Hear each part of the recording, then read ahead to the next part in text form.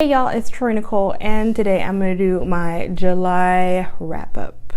I'm so bad at doing these, but I remembered to finally do it, and this month I read 6 books, so let's just get into them.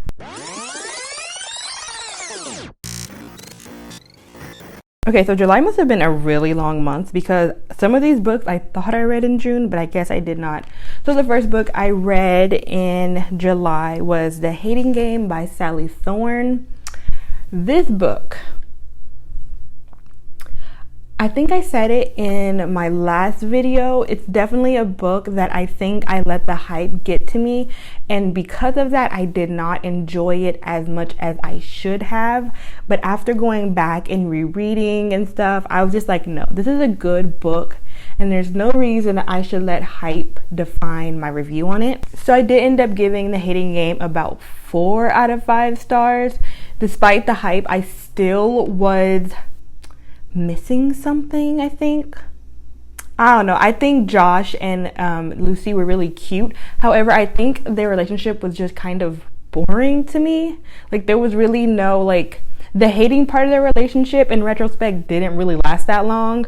So I think that's what kind of got me about it being a hate to lovers. But it wasn't that bad, so I did enjoy it, and I give it about 4 out of 5 stars. The Hating Game is about a girl named Lucy and a guy named Josh. They both work for a publishing company, and they're both co-CEOs of said companies. Well, 2 companies merged together, and now they're one big company, and they're both co-CEOs. And a new job opportunity comes into play, and they have to play like the biggest game that they've ever played against each other, as well as they fall in love and yada, yada, yada. But yeah, so 4 out of 5, I did really enjoy it despite the hype. I think I really have a problem with letting hype get to me. Okay, the next book is The Wedding Date by Jasmine Guillory. I gave this one 3 out of 5 stars. This one surrounds a girl named Alexa who gets stuck in an elevator with a guy named Drew.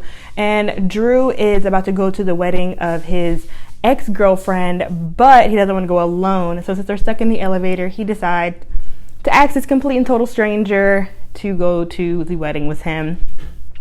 I think I kind of figured that the wedding would be a central part of this book, but it ended up not being a central part of the book at all.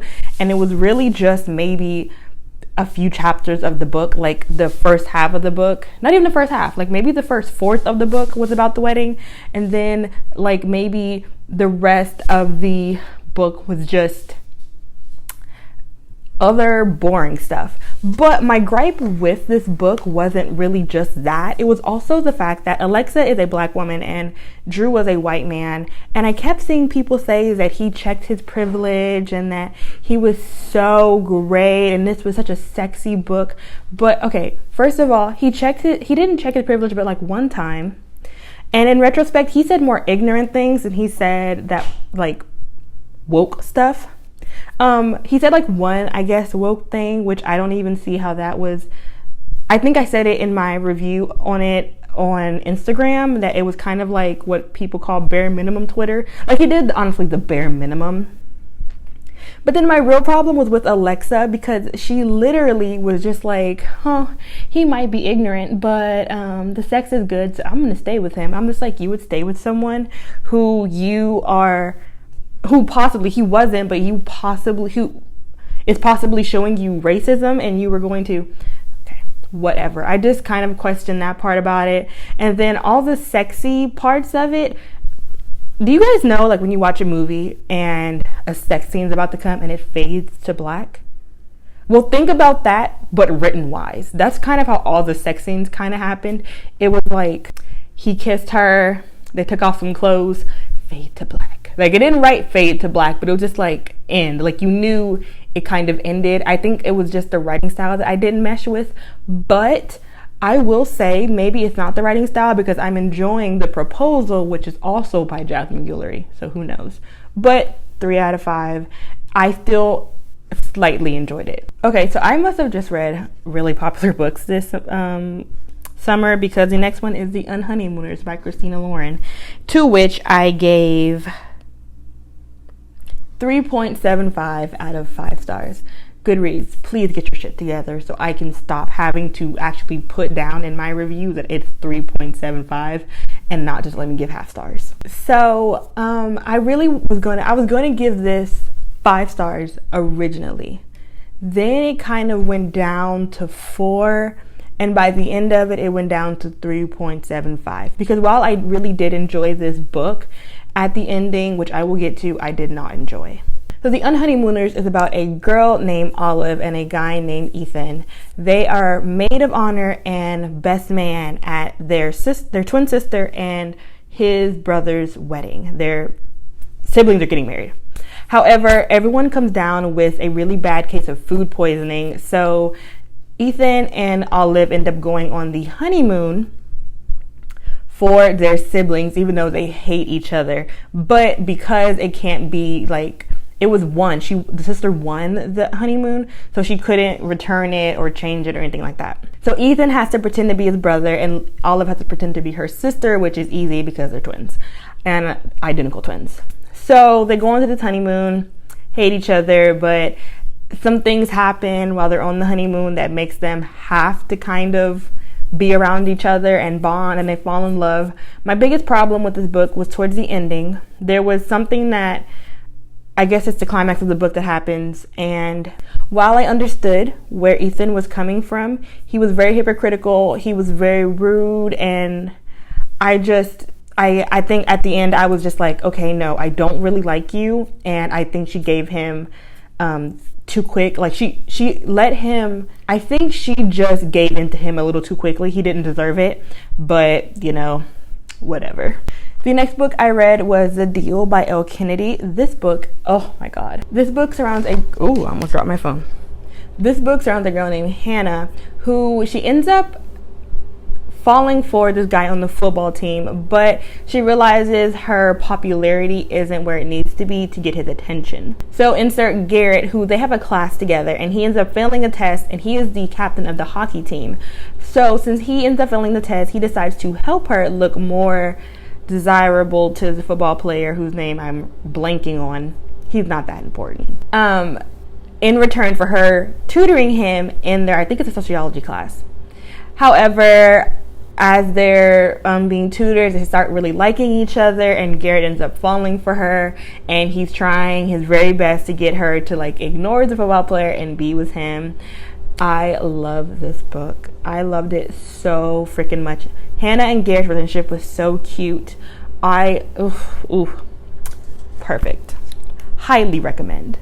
Okay, so the 5th book I read this month is The Player and the Pixie by L.H. Conway and Penny Reed.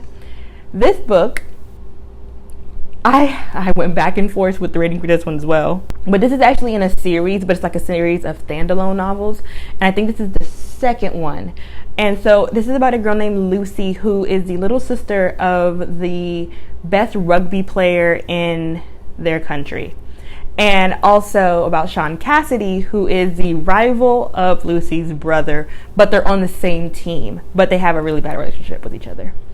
So Lucy and Sean can't deny that they have a very deep sexual tension, and Lucy has this little problem that I actually really liked, that she was such a flawed character. Like, I loved that about her.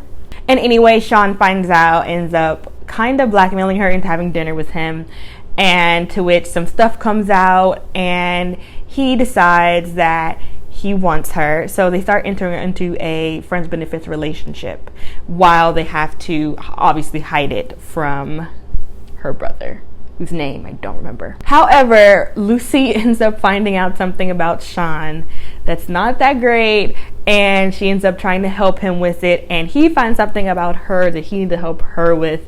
I can't really tell you guys what it is because that's a big spoiler, even though Lucy does tell you her problem in the first page, but I mean, still, I don't want to ruin it. I think my favorite part about this book and why I gave it 4 out of 5 stars was because both characters were horrible people. Like, Sean was mean, Lucy was, insert word because I can't say it, but they were honestly kind of horrible people.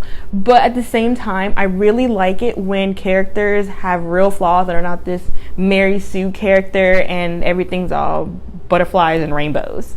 So I really enjoyed this one. I really want to read the rest of the series because there's one about, the original one is about Lucy's older brother. Then there's one about Sean's cousin who's like a sister to him. And I think there's one more. And I really want to read all of them. Okay, so the last book I read was probably my favorite book of the month, and that is The Duchess Deal by Tessa Dare. Tessa Dare is literally becoming one of my favorite, if not my favorite, historical romance novelists because, I mean, she's just perfect. So The Duchess Deal is about the Duke of Ashbury. He has come back from war and he received some hardships from war, and his fiance and him break off their engagement because of what happens to him after war. So he needs to marry someone in a marriage of convenience, one of my favorite tropes, and further his line, because if he doesn't have a son, then all his stuff will go to a cousin he doesn't like. So insert Emma, who is the seamstress of the wedding dress from his fiance. She comes storming in a wedding dress, demanding payment for the dress that that the fiance bought. And so he was just like, okay, well, how convenient is this? So he proposes they get married, and she'd have a life of luxury, she'd have an heir, she could do whatever because she'd be the Duke of Ashbury's wife. However, she does reluctantly agree because she'd be crazy in this time period, in the Regency period, not to say yes, but she ends up falling in love with him and wanting to heal his scars. I gave this book a 5 out of 5. I just loved it. I will say, I saw someone on Goodreads say that this was like a knockoff of Mr. Darcy. And how? Like, I'm legitimately just like, are we gonna like call every mean British dude Mr. Darcy? Because I even reread parts and I tried to rack my brain as to what other than him being English and rude. But he was actually ruder than Mr. Darcy, to be honest. The Duke of Ashbury was mean. So I don't even see how. Like, we cannot call everyone in the setting of the 1800s Mr. Darcy just because they're blunt or rude. Also, honestly, this book kind of reminds me of Beauty and the Beast. Like, if I could compare it to something, it's like Beauty and the Beast, where Emma's like the belle, the really pretty, sweet, kind person who doesn't take no shit. And then Ashbury is the Beast who has something wrong with him, which I won't put out, but like he probably can understand now that I said the Beast.